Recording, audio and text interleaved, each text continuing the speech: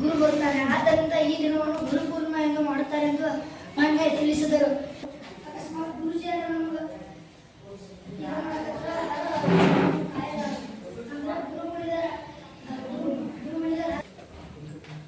ವಿದ್ಯೆ ಇಲ್ಲದವನು ಹದ್ದಿಗಿಂತ ಕಡೆ.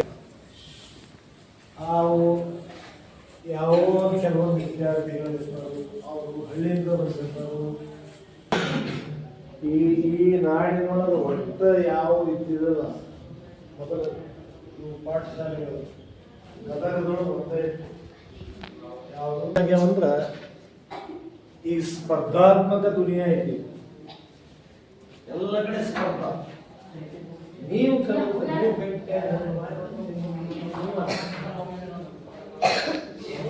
ಮತ್ತಷ್ಟು ಆನಂದ. ಈ ದೊಡ್ಡ ನಿಮ್ಮ ಪಾಠಶಾಲ ದೊಡ್ಡದೊಂದು ಇದೆ. ಇದು ಗುರುಸ್ಥಾನ ಚೆನ್ನಾಗಿ ಹೇಳು. ವ್ಯಕ್ತಿಗಳಾದ ಶ್ರೀ ವೇದಮೂರ್ತಿ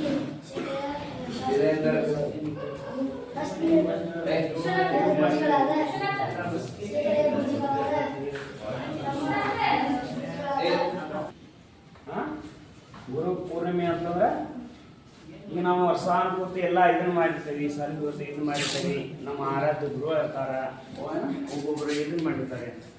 ಅವರನ್ನ ನೆನೆಸುವ ಒಂದು ದಿನ. ಈಗ ಹೆಂಗೆ ಒಬ್ಬೊಬ್ಬರ ಹುಟ್ಟಿದಪ್ಪ ಅಂತ ಆಚರಿಸಿ ಯಾಕೆ ಮಾಡ್ತಾರೋ ಅಂದ್ರೆ ಗುರು ಪೂರ್ಣಿಮೆ ದಿವಸ ಗುರುವಿನ ಆಶೀರ್ವಚನ ಸಿಗಲಿ, ಗುರುವಿನ ಆಶೀರ್ವಾದ ಸಿಗಲಿ. ಯಾಕೆ ತಂದೆ ತಾಯಿ ಬಿಡ್ತಾರದು? ಯಾಕೆ ಬಿಡ್ತಾರೋ? ಕಲಿತ ಶಾಣ್ಯರಾಗಿ ಮುಂದೆ ಬರಲಿ ನಮ್ಮ ಮಕ್ಕಳು. ನಮಃ. ಪಂಚಾಶ್ವದನೋದ್ಭೂತಾನ್ ಪಂಚತತ್ವಾದಿ ನಾಯಕಾನ್ ಪಂಚಬ್ರಹ್ಮಮಯಾನ್. ಏಕಲವ್ಯನು ಕೂಡ, ಏಕಲವ್ಯ ಅವನು ಏನ್ ಮಾಡಿದ? ಗುರುಗಳಿಂದಲೇ ವಿದ್ಯಾ ಕಲಿತಾವ. ಹೆಂಗ್ ಕಲಿತ?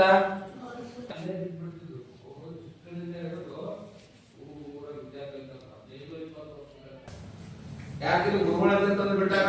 ತಂದೆ ತಾಯಿ ಕರ್ತವ್ಯಗಳನ್ನು ಮಾಡಿ ಗುರುಗಳಿಗೆ ಬಿಟ್ಬಿಟ್ಟಾರ. ಈಗ ನೀವು ಸಾಧಕರು, ಈಗ ಸಾಧನೆ ಮಾಡಬೇಕು. ವಿದ್ಯೆ ಕಲಿತಂತ ನಿಮ್ಗೆಲ್ಲ ಏನ್ ಮಾಡ್ಬೇಕು? ನಿಮ್ಗೆ ಅರಿವೆ, ಬಟ್ಟೆ, ವಸ್ತ್ರ ಬರ್ತಾರ ಇಲ್ಲಲ್ಲ.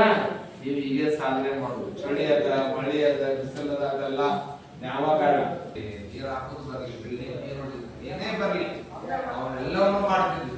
ನಮಗೆ ಮುಗಿದಿಂದ ಸುಮ್ಮನೆ ಕುಂತಿದ್ವಿ. ಯಾರ್ಯಾರು ಕಾಶಿ ಬರ್ತಿರಪ್ಪ ಗುರುಗಳು ಕೇಳಿದ್ರು. ಕಾಶಿ ಅವ್ರು ಗುರುಪೂರ್ಣಿಮೆ ಮಣ್ಣೆ ಆಯ್ತಲ್ಲ, ಗುರುಪೂರ್ಣಿಮೆ ಕಾಶಿಯಿಂದ ಗದಗ್ ಬರ್ತಿದ್ರು.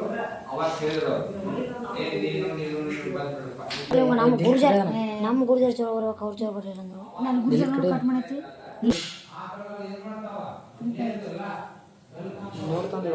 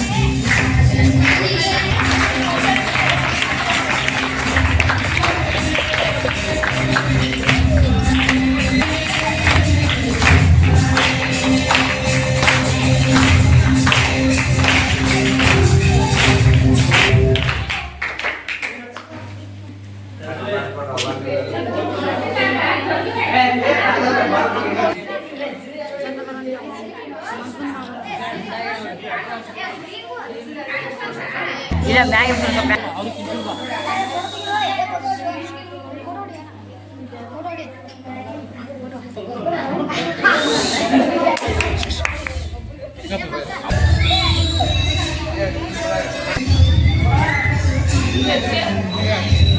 ಫೋಟೋ